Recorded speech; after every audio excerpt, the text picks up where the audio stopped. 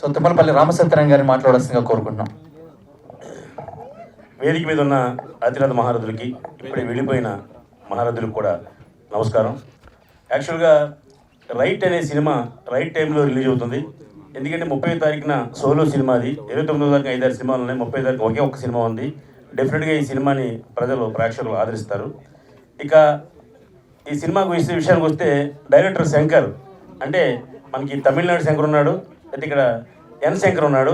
అలాగే ఈ శంకర్ కూడా ఆ స్థాయికి ఎదగాలని, ఆ టైటిల్లో ఆ వైబ్రేషన్ ఉంది కాబట్టి మా శంకర్కి మంచి మంచి సినిమాలు రావాలని మనస్ఫూర్తిగా కోరుకుంటున్నాను. ఇక మధు అండ్ దివాకర్ మాకు మంచి మిత్రులు, వాళ్ళిద్దరూ కాంబినేషన్లో చేసిన సినిమా ఇది. డెఫినెట్గా సక్సెస్ అవుద్ది.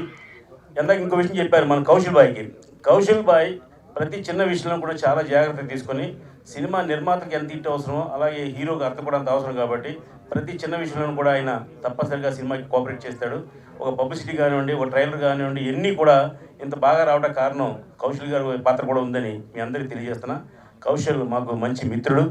ఆయన మొన్నే అతడు ఆమె పీరియడ్ని యనమూరి వీరేంద్రనాథ్ గారి సినిమా కూడా చేశాం. అది కూడా మాకు మంచి ప్రాఫిట్స్ తెచ్చిపెట్టింది. అలాగే మంచు మనోజ్ గారితో రామ్ గోపాల్ గారి డైరెక్షన్లో నేను సి కళ్యాణ్ గారు కలిసి అటాక్ అనే సినిమా తీసాం. అది కూడా మాకు లాభాలను తెచ్చిపెట్టింది.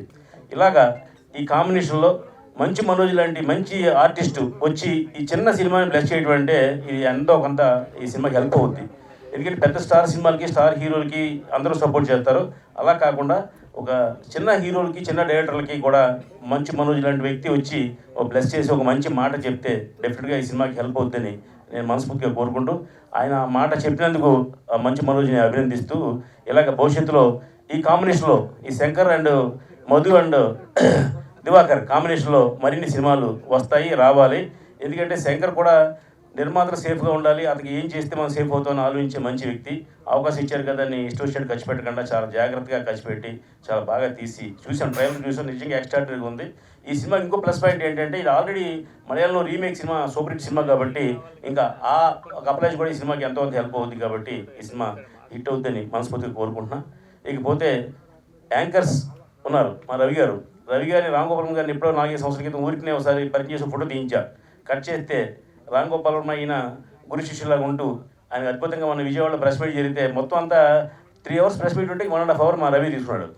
మిగతా 1.5 అవరే రోజా గారు ఇంకోటి మాట్లాడింది. కాబట్టి రవికి బ్రైట్ ఫ్యూచర్ ఉంది కాబట్టి అభినందిస్తున్నాం.